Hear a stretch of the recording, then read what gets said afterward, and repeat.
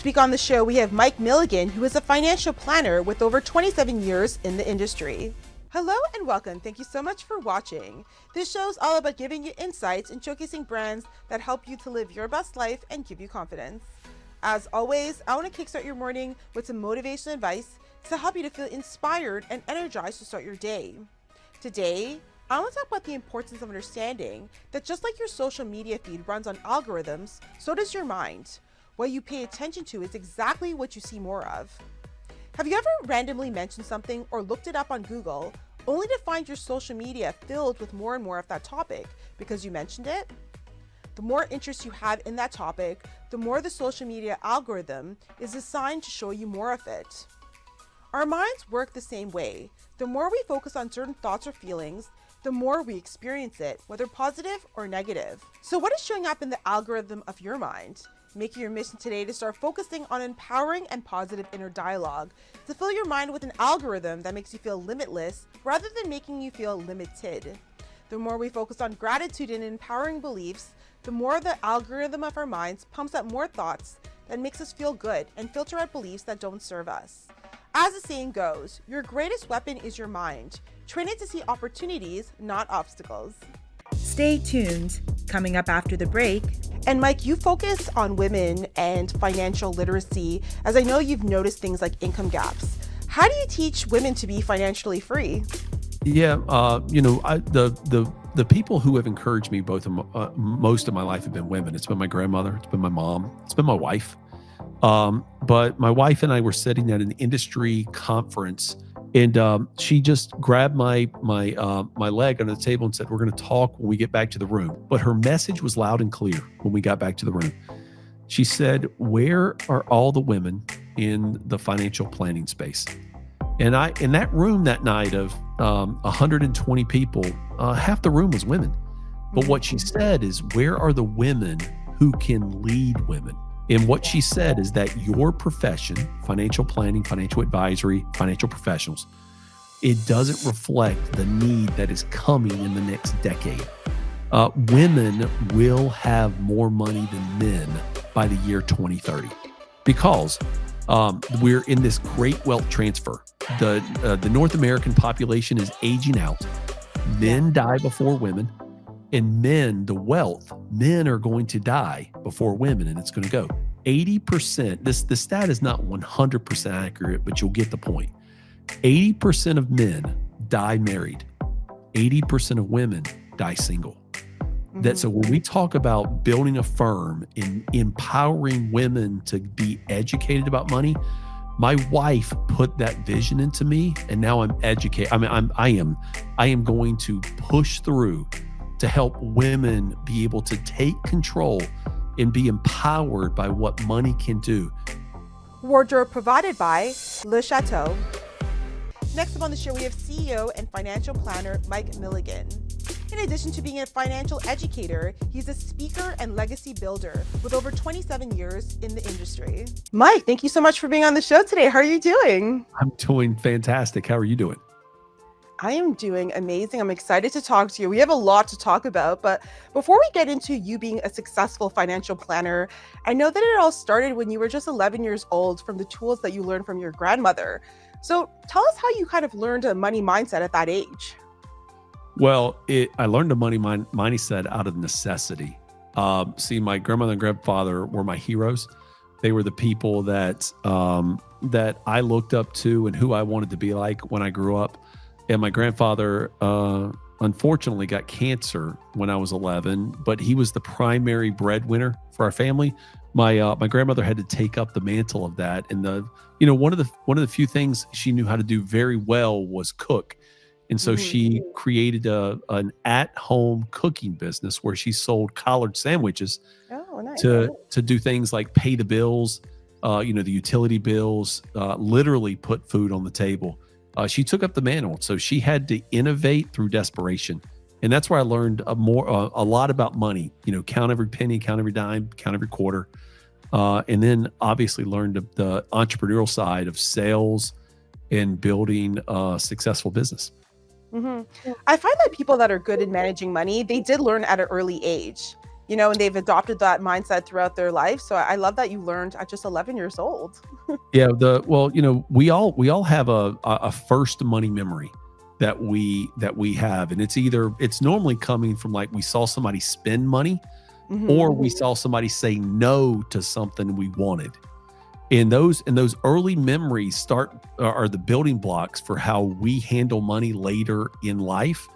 And so if anybody ever wants to do a really cool exercise on, like, their money habits, think about the first time you ever remember money, and then talk about and see if that memory impacts how you make decisions now. I mean, even now, my first memory of money, now that I understand it and I've applied it, it definitely is ingrained in how I help people manage money. And speaking about that, you've been in the industry for over 27 years, helping people manage money. What do you find are the biggest blocks when people, spend money? Because I feel like that's such a problem everyone has, is wasting their money. So how do you help people manage their money? Well, first of all, you have to have purpose for what your money is. Everybody tries to chase this elusive return on investment. Like, how can I make my money make money for me?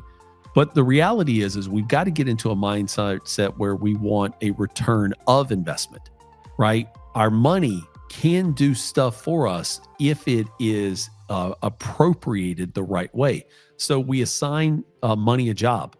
Money has to be to maybe put a down payment on a house. Maybe it's for retirement. Maybe it's to put a kid through college. Maybe it's to grow your business, to take your current business to the next level. But if you assign money a job, and then you let the money do that job, then money is more than just something sitting on a spreadsheet or a statement. Very true. And what I love about you is that you teach people not just about money management, but also about wellness. And I know there's a correlation between being healthy and being wealthy. So tell us about that connection. Well, I mean, that connection is true because your health is a true barometer of your wealth. There's so many people who at the end of their life, and I've seen this having helped thousands of people over, like you said, 27 years in the industry. I've seen people at the end of their life sitting on their deathbed who said they wish they would have done this or they wish they would have done that. But the choices we make daily that impact us, not only from a money standpoint, for a health standpoint, compound on each other. And so if you want to live a life full of purpose with a vision that gets you where you want to go, you have to make the right decisions and the discipline to save money the right way, invest it the right way. But you have to do the same thing with your health, because somebody who's unhealthy cannot do or live life the way they want to live. And, I try to help people live a one-of-a-kind life. And so health is definitely a big component of living a one-of-a-kind life. And, despite you having a successful career, I know that you had an obstacle in your life where there was a point that you gained 350 pounds. So tell us about that period and kind of what led you to be your best self today. Yeah, well, I mean, I really only gained 340 because I was born 10 pounds, right? I was born at 10 pounds. Yeah. But I did peak at 350 when I was around 39 years old. I was after learning about entrepreneurship with my grandmother and joining Wall Street America, Wall Street, and helping people there. I got a little lazy. I didn't work out. I gained about 10 pounds a year from my mid 20s until I was 39, and it was time to get my personal health in line at that point. And so I had to inspect what my life was, and my life at that point was meeting to meeting to meeting, fast food restaurant to fast food restaurant to fast food restaurant, and I was just on a wheel. And I had a doctor who cared about me at the time enough to say to me, I need you to write a health plan like you write a financial plan. Oh, wow. Put guardrails around your health like you tell people to do with money. And the reason he knew about that is because he also was a client of mine. And so he knew how I may help people manage money, but he asked me to do that. And so one of the things I did at the time is I eliminated fast food restaurants, right? Because if that was a primary way I was feeding my body and it was unhealthy for me, I stopped that. And the second thing is I joined a gym, And I joined a gym that was physically challenging, but not mentally exhausting. And what I mean by that is most people go to a gym and have to figure out what they're going to do when they show up. I went to a gym where I showed up on the hour. There was a coach there, and they told me exactly what I was going to do for the next hour. I didn't have to guess.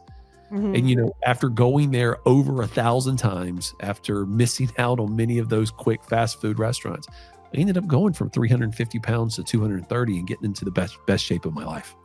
Well, congratulations. That's a big accomplishment. And I think a lot of North America can relate to that because we live such a sedentary life where we're sitting down, fast food is cheap. And it's just so common, right? People gaining weight, especially as entrepreneurs where we're working from home and that kind of thing. So I commend you for losing that weight. That's amazing. And I think that's an important message to everybody. And speaking about health, I know that you have 2 health assessments in your financial planning process. So why is that important to you? And tell us how that works. Well, the first one, and by the way, thank you for the compliment on that life change that I went through. I think Yeah. most Americans just want convenience. Like Yeah. that's why they go fast food. That's why they try to not manage their financial plan. They just kind of like do it from, just on a day-to-day basis. And, planning whether or not you want to lose a lot of weight or you want to get to a goal financially revolves around planning. We do have 2 tools that we use in our financial planning practice. One is called the Health Analysis and Longevity Optimizer. It was created by an Australian-based company that has modeled and looked at longevity, brought in data from a DNA company, and used research from major institutions like the University of Chicago, like Oxford, among many others. And the Health Analysis and Longevity Optimizer, it's one of the initial tools we use for people to be able to show them what their life expectancy is with a measure of standard deviation, and then their health expectancy. So people know that if you're 60 years old, you take the assessment, that you have, 27 years of health, really great health to live, and 34 years of life to live, with a margin of error. But what that tells you is now we can design a financial plan based off of those numbers and not somebody else's numbers, not some, like generic longevity tables. And so that tool is you want to talk about a simple tool to take. You could take that assessment in less time than it takes to order a Big Mac at a drive-through restaurant at a McDonald's. And they've dialed in the technology, they've dialed in the questions so well that it gives a predictable way to start building the financial plan. That's with health and the end in mind. The second tool we use is really more about building a vision. And so before you start with your money or start with any major financial planning decision, you have to build a vision for what your money's going to do. And we call that retirement chi. Chi is about inner peace. It's about that feeling that you belong somewhere doing something. It's a Far East philosophy that many people over time who've adapted a chi lifestyle live longer. Well, retirement chi says that you're going to build a vision around your community, your health, and your impact. And when you build that vision and you know what your health expectancy and life expectancies are, we can now take those numbers on a spreadsheet and define purpose. Put purpose behind them and help you live a one-of-a-kind life. Mm-hmm. Speaking about a one-of-a-kind life, you just launched the One-of-a-Kind Financial Plan. Tell us about your book and how it can help people manage their money properly. If you've never written a book before, it is one of the most interesting journeys you'll ever go on in your life. And those companies who tell you can write a book in 15 days, they're just flat out lying to you, because you cannot write a well thought out great book during that time. But I have been amazed by the response to the One-of-a-Kind Financial Plan, because it's for sale on Amazon in all of North America and Europe and many other countries around the world. The reviews have come in hot and heavy about how it is so approachable to building a financial plan. We have the book goes through a series of stories on how you build your retirement chi, your vision, that tells you the 5 key elements that you have to focus on to build not only a strong retirement plan and a life financial plan, but also how you can reduce taxes, reduce fear and anxiety, and then work with advisors if that's what you need, but you understand how to work with them. And so it's a joy to have written that book. It's the first book in a series of 4 books I'm writing that is there. The last book that I'm writing is going to be called Walter and Elizabeth Calder. That happens to be my grandparents who launched me into this business. And so I'm looking forward to continuing this journey of writing books to put out to inspire people to live a one-of-a-kind life. And Mike, you focus on women and financial literacy, as I know you've noticed things like income gaps. How do you teach women to be financially free? Yeah, the people who have encouraged me most of my life have been women. It's been my grandmother, it's been my mom, it's been my wife. But my wife and I were sitting at an industry conference about 4 years ago. And in that conference, they were recognizing almost like an award show. If you were to go like to the Country Music Association Awards or the Grammys or the Emmys, right, where they recognize people to come up and get awards. And she just grabbed my leg under the table and said, "We're going to talk when we get back to the room." Now, listen, we were at a 5-star resort in Cabo San Lucas, and I was very, kind of taken back by what she said, but her message was loud and clear when we got back to the room. She said, "Where are all the women in the financial planning space?" And in that room that night of 120 people, half the room was women. But what she said is, "Where are the women who can lead women?" Because all of the recipients that night of awards were men. And what she said is that your profession, financial planning, financial advisory, financial professionals, it doesn't reflect the need that is coming in the next decade. Women will have more money than men by the year 2030 because we're in this great wealth transfer. The North American population is aging out. Men die before women, and men are going to die before women, and it's going to go 80%. The stat is not 100% accurate, but you'll get the point. 80% of men die married. 80% of women die single.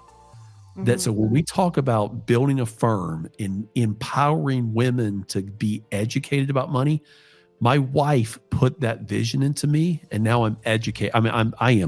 I am going to push through to help women be able to take control and be empowered by what money can do. Women have more of an impactful mindset. They're going to change the world. They're going to do something different than what men did with the money. And I cannot wait to see. And I want to go along for the journey. I want to build a company where women are leaders. And I want to help the next generation that includes 2 daughters that I have to be mindset ready to inherit the wealth that is coming their way. I love that. And, a lot of my audience are millennials like myself or Gen Z. And, with online spending and just shopping, it becomes very easy to just click a button and buy things online. And, before you know it, a lot of your income has already went to online shopping. So what advice would you have for people to kind of curb those bad habits of online shopping? Well, first of all, you don't have to keep up with everybody else's spending habits. That is an instant road to getting in debt. There's a great online community, and this is a shameless plug. I'm not even an endorser for this company, right? But it's an app called Fritch, F-R-I-C-H, that's geared directly to Gen Zers, where it's a community anonymously where you can talk about spending. That's what we need to have, is more conversations around spending like that app provides. We need to have more conversations about where you are with your income and with your life's goals. Because I've seen people who make $36,000 a year have savings, and these are people who are in their mid-20s, may have $36,000 per year with $25,000 in a savings account. And I've seen $300,000 a year income folks in their mid-20s that have nothing to their name. So anything can be done if you put purpose behind where your money's going. Give your money a job. And then it may mean you have to downsize life a little bit, or you have to hustle harder, like have a grind mentality. I'm going to wake up every day and I'm going to grind until I get what I need. But it is achievable if you do it in community and have some people who are living the life you want to live, living your one of a kind life in community where you can ask questions and communicate with them on those topics. Very nice. I love that. And Mike, I created my platform to inspire, to uplift, and really to showcase that anything is possible if you have a dream and a vision. And with the holidays and the New Year's just around the corner, what advice would you have for anyone maybe going through a rough time, maybe feels unmotivated, or, what would you say to inspire and uplift them? Well, the first thing is we only get to live life once.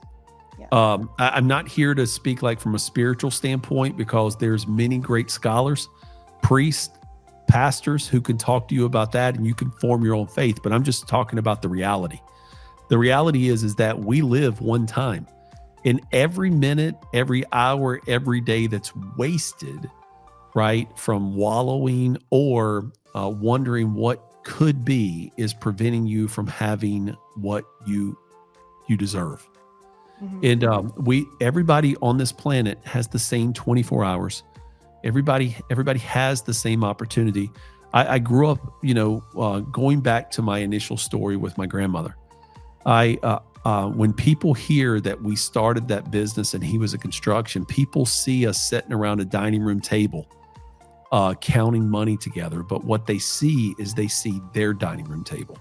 The reality of where I grew up is we grew up in a trailer park, right? A 600 square foot yellow trailer where the kitchen was 8 by 9, where we didn't have money to do anything. We had to hustle to live.